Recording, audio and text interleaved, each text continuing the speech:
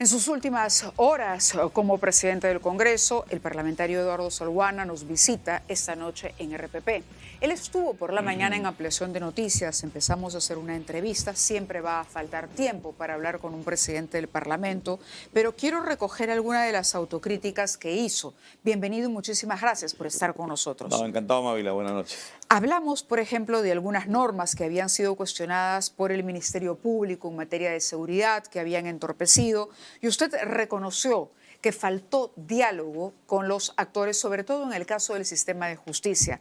¿Mantiene esa autocrítica que hizo la mañana? Por supuesto, y es más, es una opinión, una reflexión que yo hice en su momento, en la cual se produjeron varias normas que en mi concepto no contribuían al propósito que todos tenemos, que es combatir firmemente contra la criminalidad. Obviamente son temas totalmente discutibles, ¿no? Sin embargo, en mi concepto personal y en un sector de la ciudadanía considerábamos que tenían que ser modificados, corregidos. Y yo promoví inclusive en Junta de Portavoces la corrección en algunos casos, y en uno o dos de ellos se consiguió, y nosotros lamentablemente no hemos podido avanzar, ¿no? Cuando dice en los otros, lamentablemente no, ¿cuál le hubiera gustado a usted se corrija? No me gustaría en este momento individualizar alguno de ellos, pero están referidos a temas vinculados. Temas que le preocupen, por ejemplo, de cara a lo que será este último año en el Congreso y que de pronto podría, porque todavía hay algún espacio de repente para alguna modificación. Básicamente en lo que significa administración de justicia. Yo recojo lo que la presidenta del Poder Judicial en una comunicación que me envió y que conversamos cuando yo visité una ceremonia en el Poder Judicial, y ella de manera expresa me expresaba, por ejemplo, los temas de haber incorporado al procedimiento penal la apelación de los autos de enjuiciamiento, ¿no? Esos antes eran inapelables, ahora se puede apelar ello, es lo que te viabiliza, digamos, el inicio del juicio oral. Entonces, si yo apelo, se suspende el inicio del juicio oral y eso se dilata. Entonces, se genera un retraso, en mi concepto, innecesario. Eso, por ejemplo, según la presidenta de la Corte Suprema, había generado un incremento desmesurado de apelaciones y de carga procesal a la Corte Suprema, que hacía inviable su resolución. Entonces demoraba 6, 8, 10 meses, un año, y obviamente los juicios orales se retrasaban también, y por tanto la propia administración de justicia. Ese, por ejemplo, debería ser un tema a ser debatido, espero, en la próxima legislatura. En la próxima legislatura. Sí, así es. Ahora, por otro lado, también hablamos de la ley de organización criminal que desencadenó, o que fue uno de los reclamos de este paro convocado por el sector transporte. ¿En qué quedó finalmente esta ley? ¿Sigue vigente? Se hizo una corrección, se hizo una modificación en cuanto al concepto y en cuanto al tema básicamente del allanamiento, porque se exigía, o mejor dicho, se estableció en la modificación normativa de que para el allanamiento se exigía la presencia tanto del imputado como del abogado. Del abogado, ¿cierto? Entonces prácticamente se hacía inviable porque hay casos concretos. El exministro Silva, por ejemplo, no está presente, se fugó desde el inicio de la investigación. Entonces, en su caso, jamás podría haber realizado ningún tipo de allanamiento porque él no iba a estar presente jamás, como no lo está hasta ahora. Eso se corrigió, por ejemplo, y la única obligación establecida en este momento es la participación de un abogado, evidentemente para garantizar el derecho de defensa. El fiscal José Domingo Pérez, a raíz de lo ocurrido con el viceministro, el ex viceministro Jorge Cuba, responsabiliza al Congreso del nuevo marco legal y de que esto flexibilizó y ha permitido, por ejemplo, que muchas personas hayan podido rehuir. Entre otras, está la señora Nadine Heredia, el propio ex viceministro Cuba. ¿Cómo respondería usted a las críticas del Ministerio Público? No, en todo caso son temas que necesitamos revisar. Por eso es que en la mañana en la entrevista contigo y Fernando, lo que yo señalaba es que una de las autocríticas que yo podía hacer a estos 12 meses que estuve en la presidencia es que quizás nos faltó incidir para que las comisiones, en este caso de justicia, las comisiones de defensa y otras vinculadas al tema de administración de justicia, que modifica código penal, procesal penal, etcétera, necesitábamos una mayor presencia, incidencia y consulta a las entidades especializadas que se dedican a esos temas. Si vamos a ver temas de corrupción, oye, convoca al fiscal especializado en materia anticorrupción y de igual manera a los juzgados de primera y segunda instancia. Y me parece que eso nos ha faltado. ¿Cómo responde a las críticas desde el inicio de su gestión por presuntos vínculos con la minería ilegal. No, ese es un tema pues totalmente descartado, ¿no? No pasan de ser simples especulaciones y forma parte de este entorno en la cual aquella persona que habla de esos temas inmediatamente se le estigmatiza o se le vincula con actividades ilícitas. Y eso es incorrecto porque en general lo que tenemos que hacer al contrario es sentarnos a debatir de manera seria, de manera sensata, porque necesitamos ordenar esta actividad. No podemos continuar, fíjate, tú estamos 15 años en el tema de la formalización y como te repetí en la mañana, de 95.000 registrados en el famoso Reinfo, solamente 2.000 han sido formalizados. Lo que quiere decir que algo está funcionando mal, que quizás el marco normativo no es el correcto, de repente el Estado no le ha puesto los recursos correspondientes, no le hemos puesto una decisión de Estado firme, es decir, oye, vamos a ordenar esta actividad y poner las cosas en su lugar. El que quiere formalizarse, que el Estado le dé todas las facilidades para que lo haga, y aquel que persiste en actividades ilícitas hay que aplicarle la ley. Pero eso no hemos hecho y simplemente nos confrontamos, nos dividimos, nos discriminamos, nos ponemos rótulos y nos estigmatizamos y al final el problema continúa.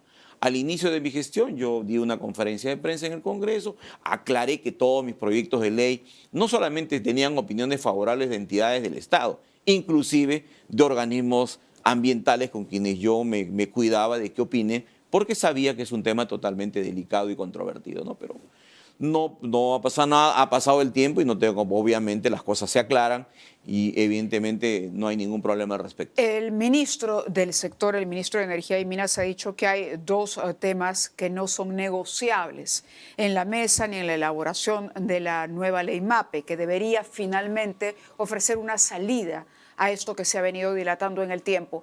Uno, la interdicción y dos, la exclusión de más de 50.000 que se encontraban en el Reinfo, pero que no han cumplido, digamos, o que están con Reinfo suspendido. ¿Usted comparte esa posición del Ejecutivo? Mira, el tema del Reinfo es un tema que debió ser revisado en su momento.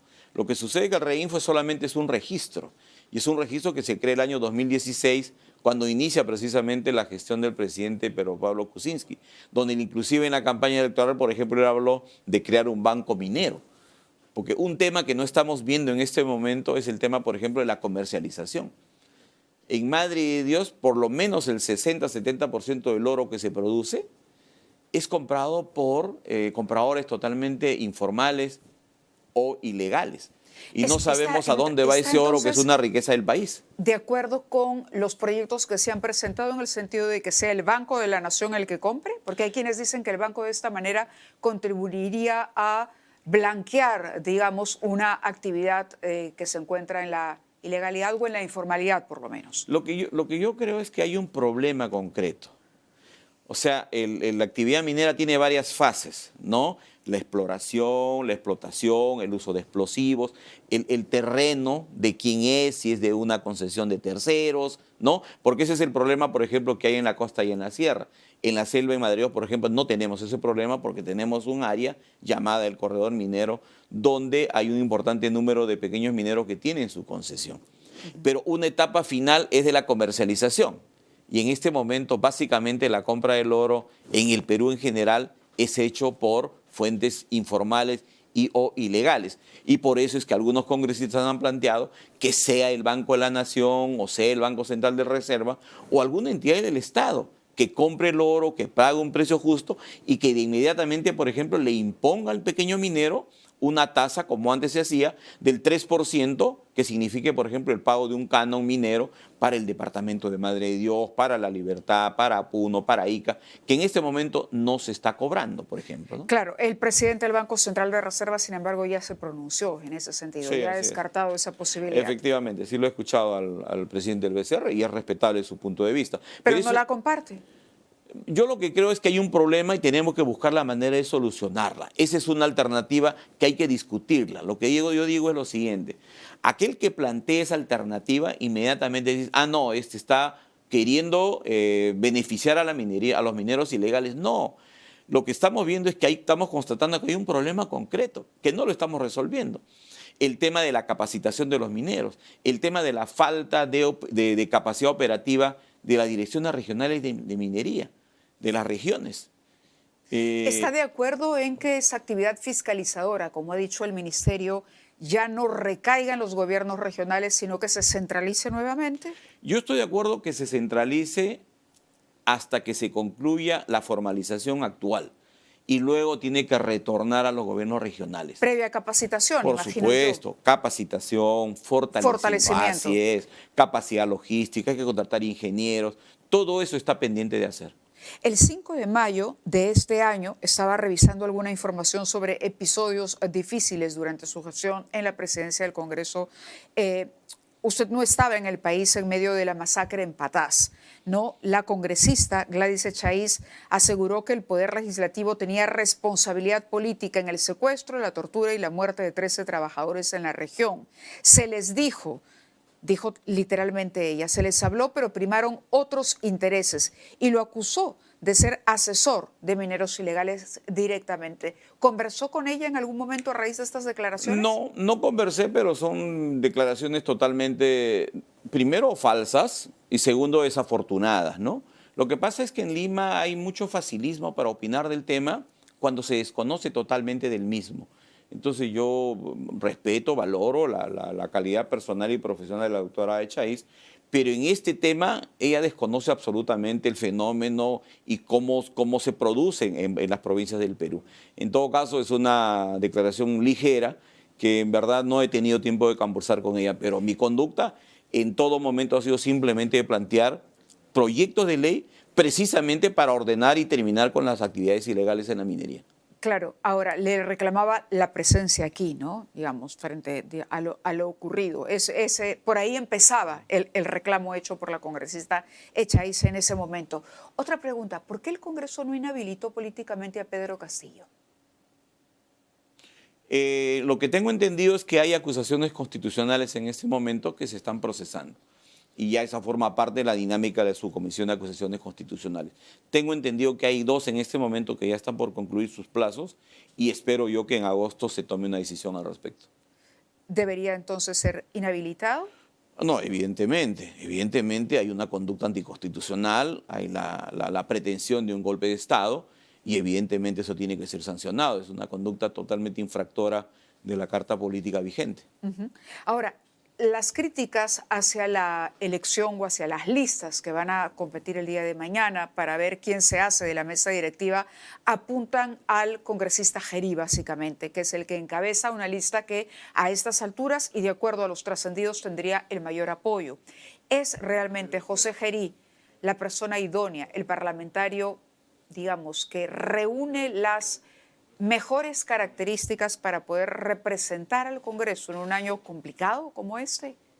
Las decisiones en el caso de la candidatura del colega Gerí se toma básicamente por las bancadas que integran el llamado Bloque Democrático, que es un grupo de bancadas parlamentarias que han conducido y han gestionado el Congreso de la República. Pero ahí está Alianza para el Progreso. Por supuesto, está APP y en la que prima un principio de alternancia y en la que se habíamos comprometido en las bancadas parlamentarias de que este año tendría que asumir Somos Perú. Así es, y Somos Perú es quien tenía que definir cuál de sus cuadros asumía esa responsabilidad, ¿no? Hay, sin embargo, un riesgo, que es la investigación que hay por presunto abuso sexual en contra del congresista Gerí. Y esto podría terminar, digamos, en el hecho de que él tenga que dejar el cargo.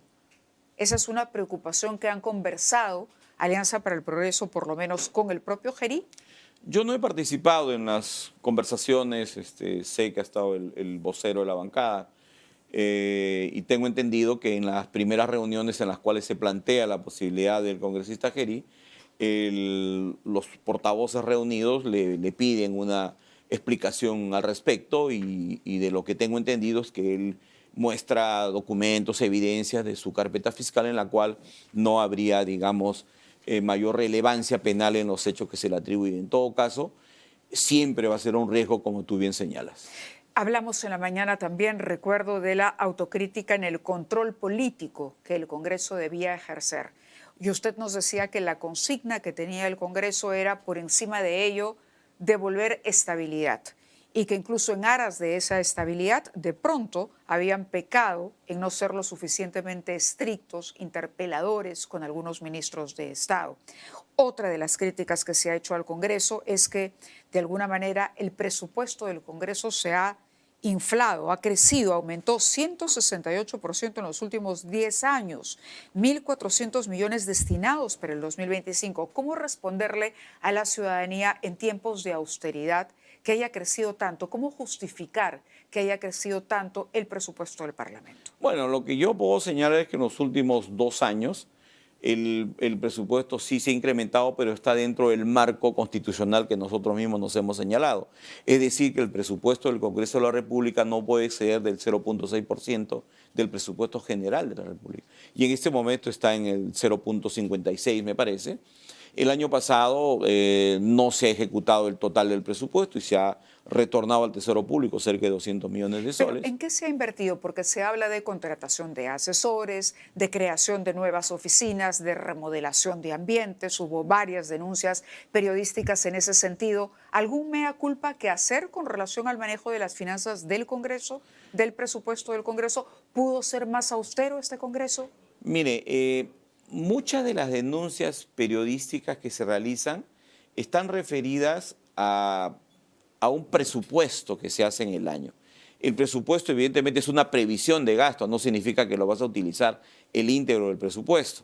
Por ejemplo, se habla de la adquisición de edificios, se ha hablado de la remodelación de otras, de adquisición de tal, implementación, y muchas de ellas ni siquiera se han iniciado, ni se han realizado, ni se van a realizar. Ahora, el principal factor de incremento del presupuesto del Congreso es el implemento de la bicameralidad. Y en ese aspecto, por ejemplo, sí hemos estado como mesa directiva y como presidencia preocupados porque los senadores que van a incorporarse en julio del próximo año tengan las instalaciones y tengan las condiciones necesarias para el funcionamiento y para su trabajo. Pero y precisamente cierto, para sí. eso se ha estado buscando la adquisición de edificios cerca al Congreso de la República. No se ha conseguido lo óptimo y eso ha quedado pendiente. Por ejemplo, se ha dejado algunas alternativas y eso lo verá la siguiente mesa directiva.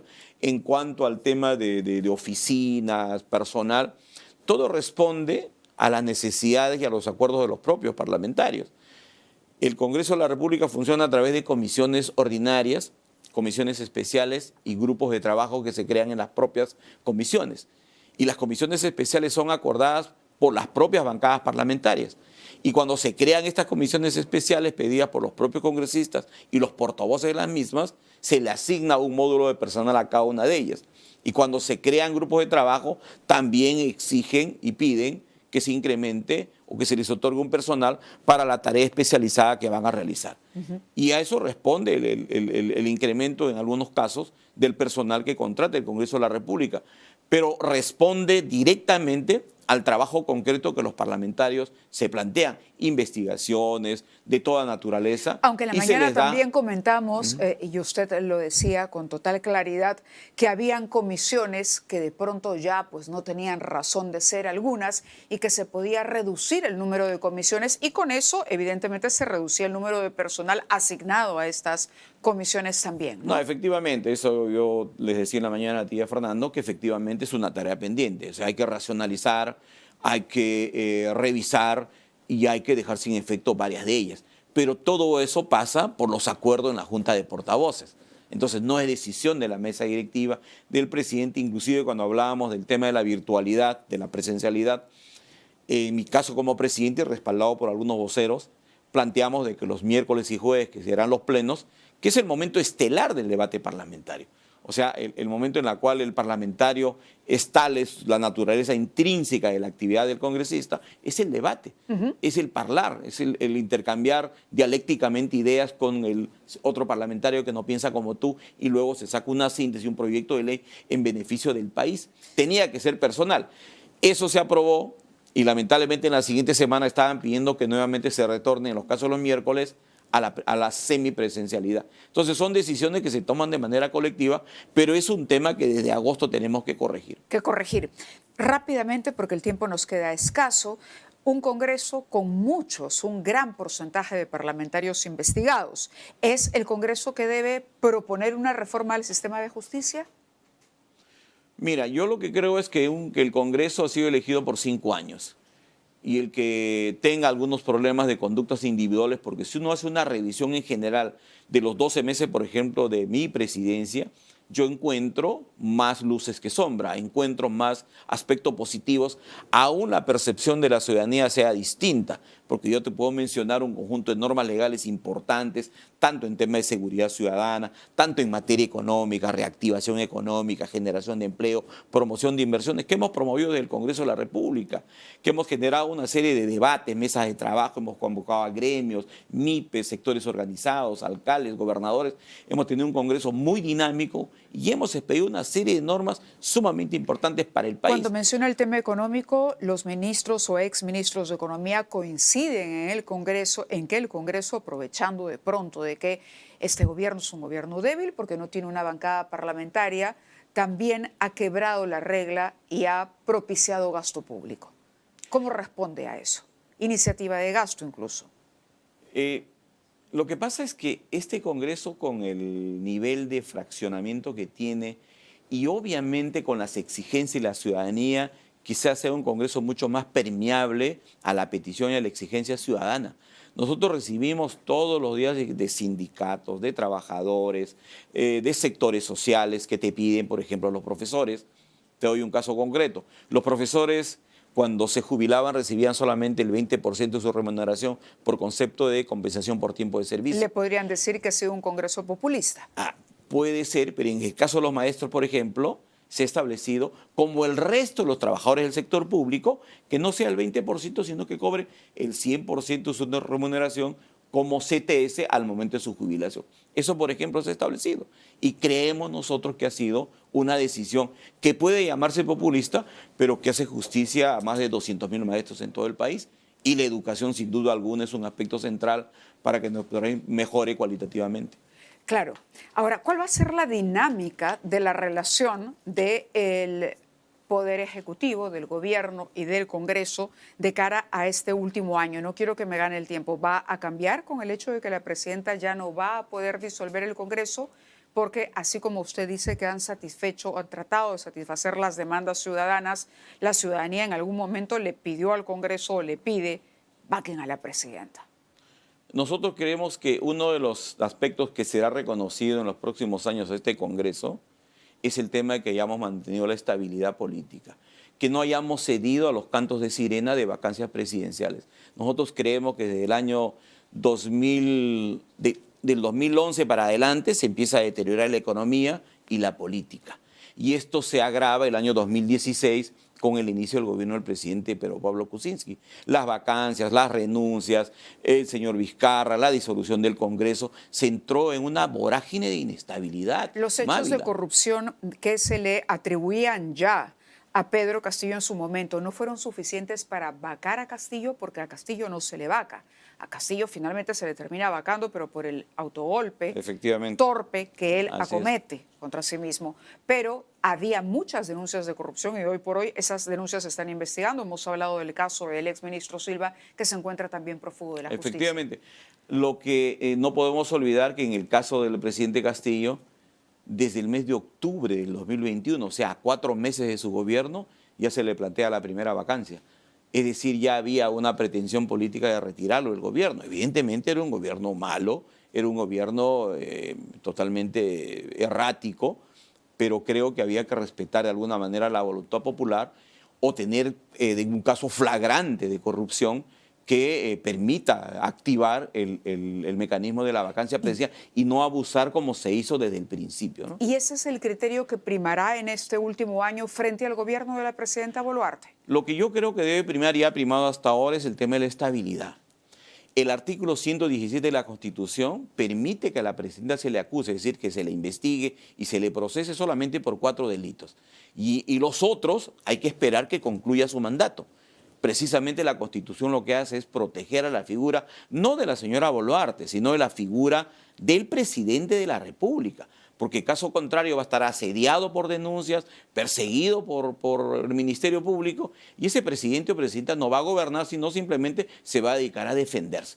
Entonces, por eso la Constitución señala de que al final del mandato se te va a procesar por los delitos que hayas cometido, excepto los 4 que señala el artículo 117. Yo creo que tenemos que mantener eso y garantizar la estabilidad del país para que haya crecimiento económico, para que haya inversiones. ¿Hay un gobierno parlamentarista hoy en el Perú, como se advierte, ante el debilitamiento de la figura del presidente? Lo que yo creo que hay es una presencia intensa del Parlamento en las decisiones. Porque como tú bien has señalado, es una presidenta que no tiene bancada parlamentaria. En Perú Libre, desde el primer momento, hubo problemas con Castillo y con el intento de golpe de Estado, evidentemente la presidenta se quedó sin ningún parlamentario que la represente.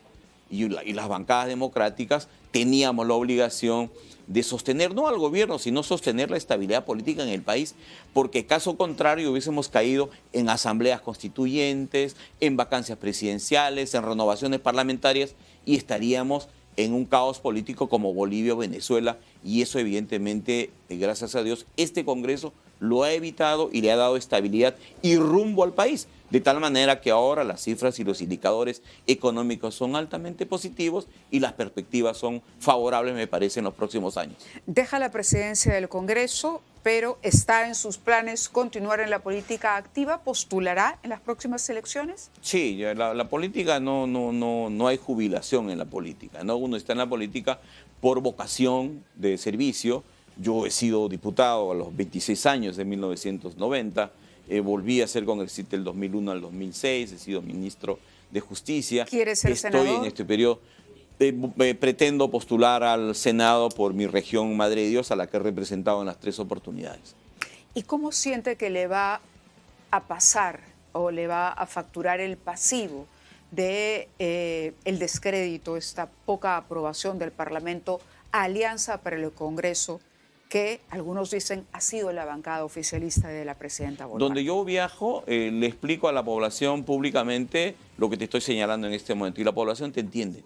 Porque la población al final, cuando hay crisis, cuando hay paros, cuando hay huelgas, cuando hay revueltas, cuando hay cambios de presidente, la economía se resiente y la gente de abajo es la que sufre, porque no hay trabajo, porque no hay inversión. La gente de a pie come del día a día, no tiene una remuneración. Y cuando la economía se resiente, esa gente es la que sufre y padece. Y cuando yo le explico que la estabilidad, que el desarrollo, la gente te entiende. Y yo lo hago, he estado en Tacna hace poco, he estado en Cusco, en mi región Madre de Dios.